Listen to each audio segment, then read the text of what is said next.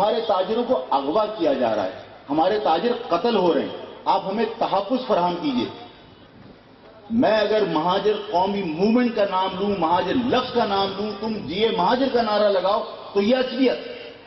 لیکن ایک وزیر اعظم اگر یہ کہے کہ کراچی میں اگر تمہیں تحفظ حاصل نہیں ہے تو پنجاب آ جاؤ، ہم تمہیں وہاں زمینیں دیتے ہیں، تو کیا اس کو ملک کے ساتھ وفاداری تصور کیا جائے؟ تم ان تاجروں کو اس شہر میں تحفظ فراہم کرنے کے لیے تیار نہیں ہو، تم ان سے کہو کہ تم پنجاب آ جاؤ، ہم تمہیں وہاں زمینیں دیتے ہیں، وہاں صنعتیں لگاؤ۔ اس کا مقصد یہ ہے کہ تم نے شہر کو جان بوجھ کر تباہ کیا، اور جب انہوں نے اپنی جانیں بچانے کے لیے ان کو چندہ دیا تو ان کو سہولت کار کیا کہ آپ بند کر دیجئے۔ میں پوچھتا ہوں کہ اگر کوئی مہاجر اس نے ماضی میں غلطی سے الطاف کو ووٹ ڈالا، الطاف کو نہیں پہچان سکا، تو الطاف کے گناہوں کی سزا کیا پوری مہاجر قوم کو ملنی چاہیے؟ آپ پوری مہاجر قوم کو شک کی نگاہ سے دیکھیے کہ الطاف کے ووٹر ہیں، الطاف کی حمایت کیجیے، اس لیے اگر الطاف ملک دشمن ہے تو پوری مہاجر قوم ملک دشمن ہے۔ میں پوچھتا ہوں کہ کیا مصطفیٰ گھر نے بھارت کے ٹینکوں پر بیٹھ کے آنے کے لیے اعلان نہیں کیا تھا؟ اور اگر مصطفیٰ گھر بھارت کے ٹینکوں پر بیٹھ کے آنے کی بات کرتا ہے تو کیا پوری پنجابی قوم کو تم نے ملک دشمن تصور کر لیا تھا؟ تم نے وہاں یہ اسٹینڈرڈ کیوں نہیں رکھا؟ غفار خان وہ کابل میں جا کے دفن ہوا اس لیے کہ اس نے پاکستان کو تسلیم نہیں کیا، تو کیا غفار خان کی وجہ سے تم نے پورے پختون قوم کو ملک دشمن تصور کر لیا تھا؟ تم نے نہیں کیا۔ کیا جی اے سنگھ کا سندھو دیش کے نعرے لگاتا ہوا جی ایم سید 22 سال کھٹولے پہ اس کو لے کے گھومتے رہے، اور اس نے ہمیشہ ہر سال پاکستان کو تلوار سے کاٹ کر تالیاں بجوائیں اور قومی ترانے سندھو دیش کے پڑھے؟ کیا تم نے اس جی ایم سید کی وجہ سے پوری سندھی قوم کو غدار تصور کر لیا تھا؟ کبھی نہیں۔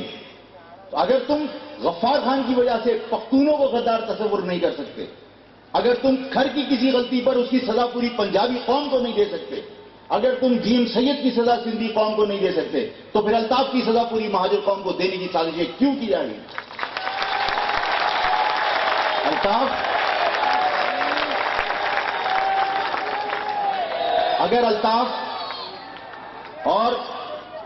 اگر الطاف نے غلطیاں کی، میں آج پھر کہتا ہوں کہ الطاف کا کوئی دہشت گرد، کوئی ملک دشمنی میں ملوث فرد ہے، اس کو جاؤ گرفتار کرو، اس کو کیفے کردار تک پہنچاؤ، اس کے انجام تک پہنچاؤ۔ مہاجر قوم پوری افواج کے ساتھ کھڑی پاؤ گے، لیکن مہاجر قوم کو اگر تم نے منحط القوم غدار تصور کیا اور ان کو نقصان پہنچانے کی کوشش کی تو ظاہر ہے یہ قابل برداشت نہیں۔ ہم اس ملک کی خاطر سب کچھ برداشت کرنے کے لیے تیار ہیں، اس لیے کہ یہ ملک ہمارا ہے، ہمارے باپ داداؤں کا بنایا ہوا ہے۔ میں ایک دن سن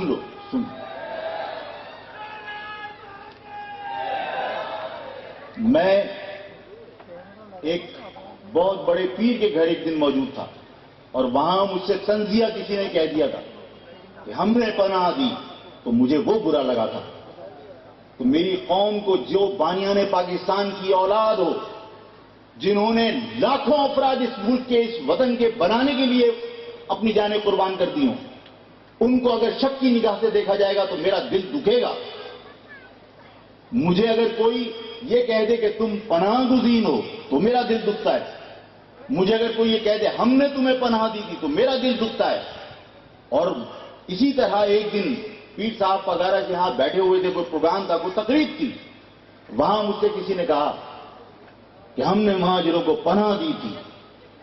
خدا گواہ ہے کہ میں نے لمحہ ضائع کیے بغیر کھڑا ہوا، میں نے کہا خاموش، اس ملک کے اندر تم نے ہمیں پناہ نہیں دی، ہم نے اس ملک کے کروڑوں عوام کو آزادی دلوائی ہے، اس ملک کے کروڑوں لوگوں کو ہمارے باپ داداؤں نے قربانی دی تھی۔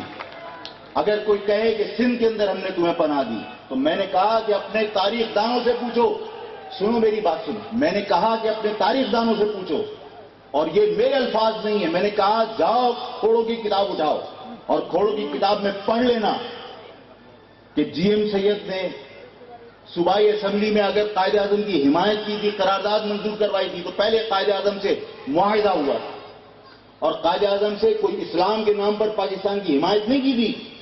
میں نے کہا اپنے تاریخ دانوں کی، اپنے رائٹرز کی کتاب پڑھ لینا. اس کتاب میں لکھا ہے کہ اس سندھ کے اندر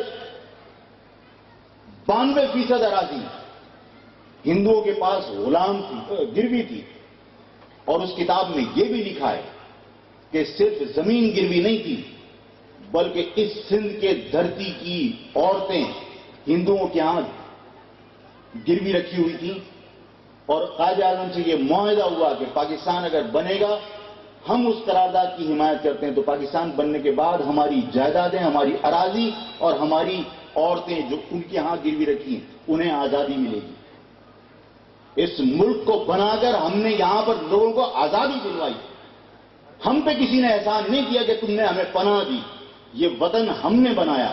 اور جب اب ہم پر کوئی شک کرے، ہمارے قوم پر، ہماری قوم کی عوام پر، اس عوام پر کوئی انگلی اٹھائے گا الطاف کی وجہ سے کہ مہاجر غدار، تو مہاجر اگر غدار ہوتا تو مہاجر اس وطن کو خون سے سینچتا نہیں، اس ریگستان کو گل و گلزار نہیں بناتا.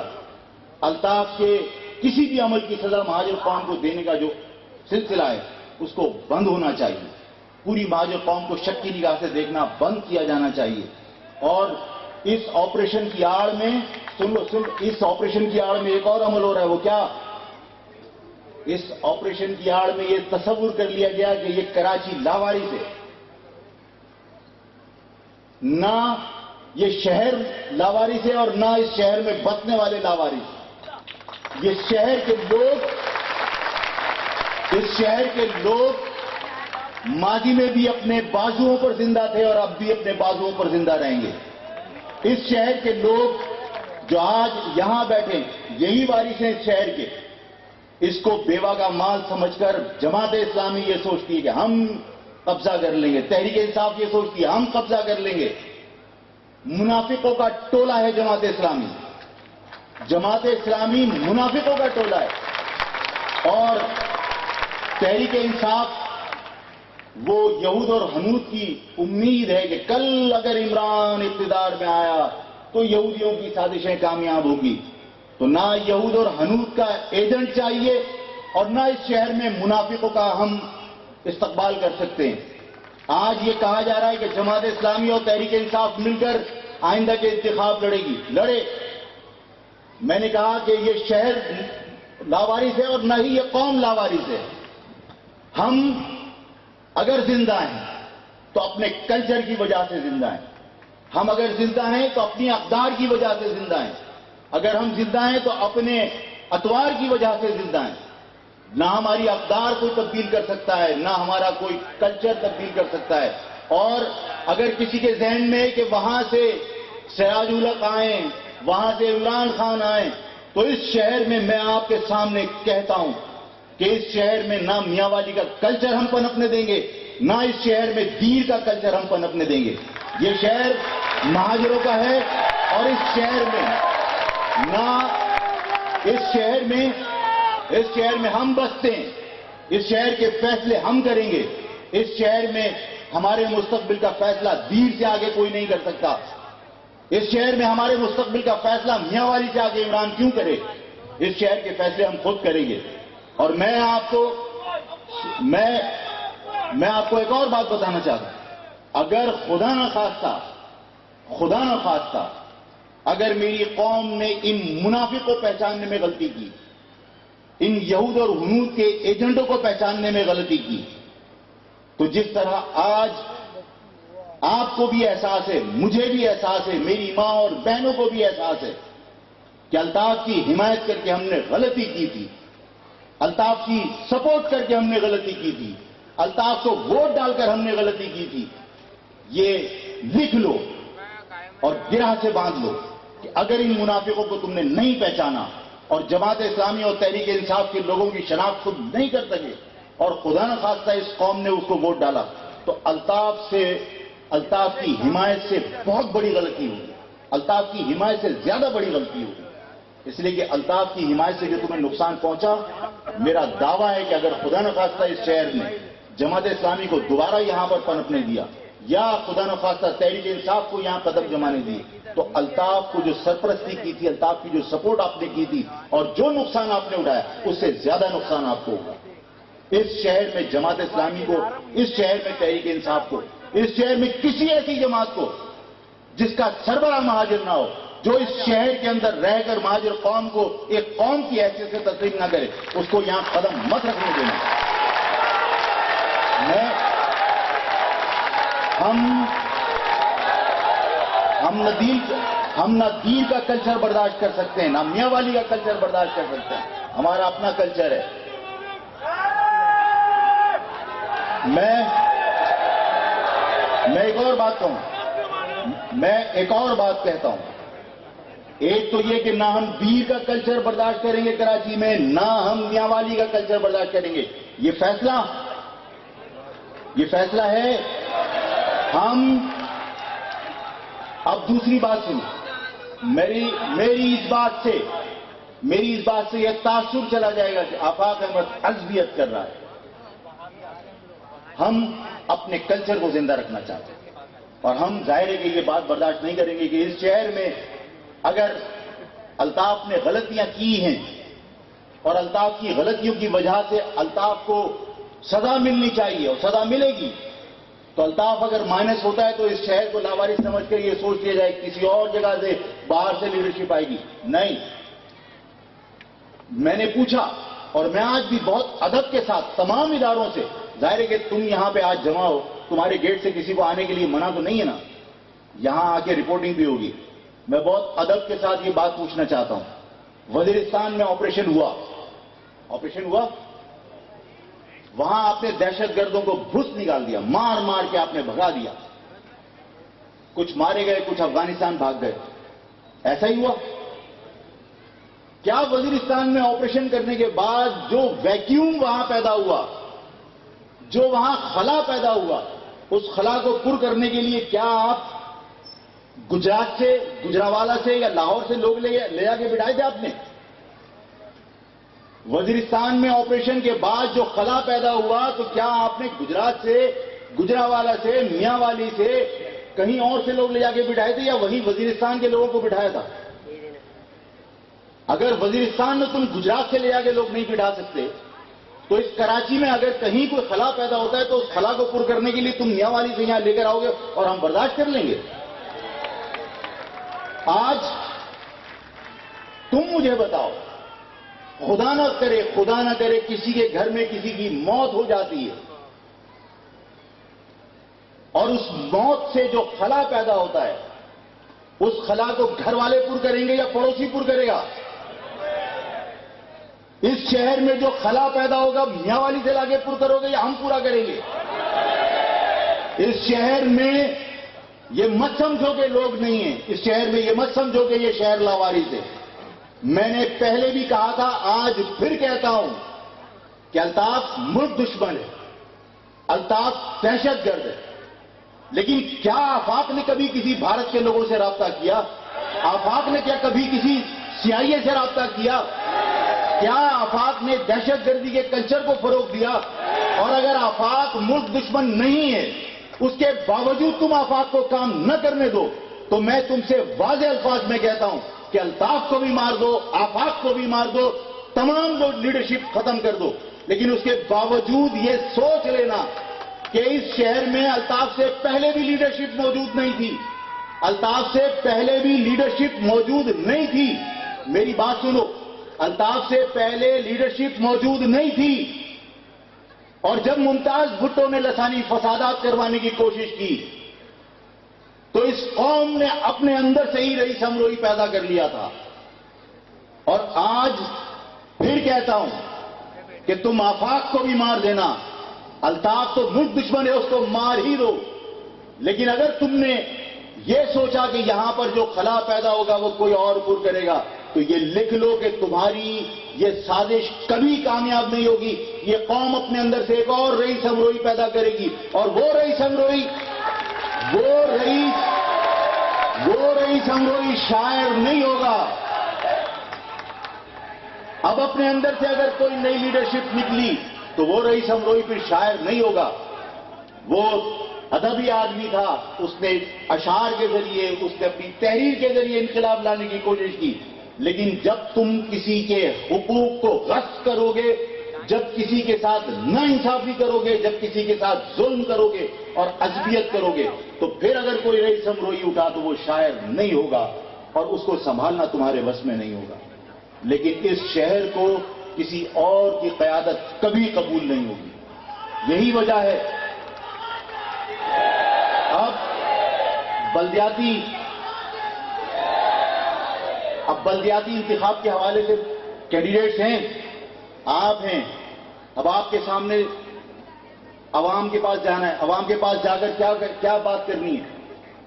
لائنز ایریا میں مجھے کسی نے کہا کہ الطاف کے کچھ لیڈران آئے ہوئے تھے، قائدین، بہت مہذب قائدین. انہوں نے کہا کہ حقیقی والے اگر ووٹ مانگنے آئے تو انہیں جوتے مار دینا. یہ ہمارا کلچر نہیں ہے. ہم گھر پہ آنے والے کو جوتے نہیں مار سکتے. اگر تمہارے پاس الطاف کے لوگ بھی آئیں تو انہیں دعوت دینا کہ اپنی اس غلط روش کو ترک کر کے صحیح سمت واپس آ جاؤ. انہیں دعوت دو،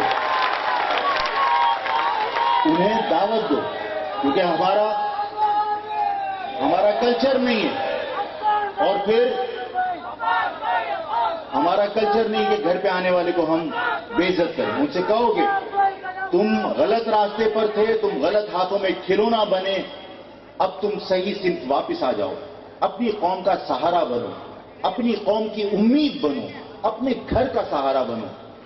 ان بچوں کو احساس دلاؤ کہ تمہاری اس غلط پالیسی کی وجہ سے، تمہاری ان غلط حرکتوں کی وجہ سے آج اس قوم کا کیا حال ہے. ان سے پوچھو کہ تم نے اس شہر میں قتل و غارت گری کا جو بازار گرم کیا، کیا یہ شہر ترقی کر گیا؟ اس شہر میں ترقی ہوئی؟ آپ لاٹھی کورنگی کے لوگ، یہ ساتھی، یہ کارکنان اپنے بزرگوں سے پوچھیں کہ کیا ریلوے اسٹیشن پہ سائیکل اسٹینڈ کے اوپر سائیکلیں جمع کر کے میکلو روڈ تک ٹرین میں نہیں جاتے تھے؟ اسی قائد آباد کے ریلوے اسٹیشن سے کیا لوگ روزگار کے لیے میکلو روڈ تک ٹرین میں نہیں جاتے تھے؟ شہر ترقی کر رہا ہے یا پستی کی طرف جا رہا ہے؟ اس شہر میں قتل و غارت گری کا نتیجہ کیا نکلا کہ ٹرین سے آپ کہاں آئے؟ بسوں میں کے ٹی سی کی بسیں ختم ہو گئی، مزدا پہ انحصار کیا. مزدا ختم ہو گئی، کوچ پہ انحصار کیا. کوچ ختم ہو گئی، رکشے پہ انحصار کیا. رکشے ختم ہو گئے، چنچی پہ انحصار کرنے پر مجبور ہو گئے. اور چنچی کے بعد اب سائیکل رکشے پر انحصار کرو گے. یہ تنزلی ہے یا ترقی؟ اس شہر میں آپ حاصل کر رہے ہو یا گنوا رہے ہو؟ اس شہر کی قتل و غارت گری کا نتیجہ یہ کہ آپ لوکل ٹرین سے چنچی پہ آ گئے. اور جس شہر میں امن رہا وہاں پر ترقی کا عالم یہ کہ جہاں پر آوازیں لگتی تھیں، رکشے والے، تانگے والے جب چلا کرتے تھے تو کہتے تھے بچنا، رکشے کے اندر منہ ڈال دے گا، اور تانگا رکشے میں منہ ڈال دیا کرتا تھا. لاہور میں ایسا ہی تھا، ہر جگہ تانگے چلتے تھے. آج ان تانگوں کے شہر میں میٹرو سروس چل رہی ہے، میٹرو کی بس سروس چل رہی ہے. آج تم نے اپنے شہر میں اپنی درسگاہوں میں لوگوں کے ہاتھوں میں اسلحہ دیا. الطاف کے لوگوں نے اسلحہ دیا، نقل کروائی. پنجاب کی یونیورسٹی، پنجاب کے کالج اور پنجاب کے اسکولوں میں لیپ ٹاپ تقسیم کیے جا رہے ہیں. یہ ترقی ہے؟ یہ تنزلی ہے. اس شہر میں آپ نے جب لوگوں کے پاس جانا ہے تو لوگوں کو کنونس کرنا ہے کہ ہم آپ سے موقف کی حمایت کے لیے آئے ہیں. ہم آپ سے ووٹ اگر مانگ رہے ہیں تو اپنے موقف کے حق میں ووٹ مانگ رہے ہیں. ہم آپ کے پاس ووٹ مانگنے اس لیے نہیں آئے کہ ہم آپ کی سڑک بنوا دیں گے. ہم آپ کے پاس ووٹ مانگنے اس لیے نہیں آئے کہ ہم آپ کی گٹر لائنیں کھلوا دیں گے. ہم آپ کے پاس اس لیے ووٹ مانگنے نہیں آئے کہ ہم آپ کا پانی کھلوا دیں گے. ہم ہماری قوم کے لوگ ہیں، ہم اس قوم کے فرزند ہیں. یہ شہر ہمارا ہے، یہ گلیاں ہماری ہیں. ہم منتخب ہوں یا نہ ہوں، یہ مسائل تو ہم ویسے بھی حل کر سکتے ہیں. اور کیا اس شہر میں کیا منتخب لوگ ہیں؟ ہم نے تو کسی بھی جگہ پر انتخاب نہیں لڑا. لیکن اس کے باوجود لانڈھی میں جب ساتھی تمہارے پاس آئے، یا ملیر میں ساتھی گئے، یا لائنز ایریا میں ساتھی گئے، یا کورنگی میں ساتھی گئے، تو کیا انہوں نے تمہارے مسئلے حل کرنے کے لیے صفائی کی تمہاری مدد نہیں کی؟ کیا پانی کی لائنیں کھلوانے میں تمہاری مدد نہیں کی؟ تو یہ کام تو ہم بغیر انتخاب کے بھی کر سکتے ہیں. لیکن ہم عوام کے پاس جائیں اور ان سے کہیں کہ ہم تم سے سڑک بنانے کے لیے ووٹ مانگنے نہیں آئے، ہم تم سے آج اپنے موقف کی تائید چاہتے ہیں.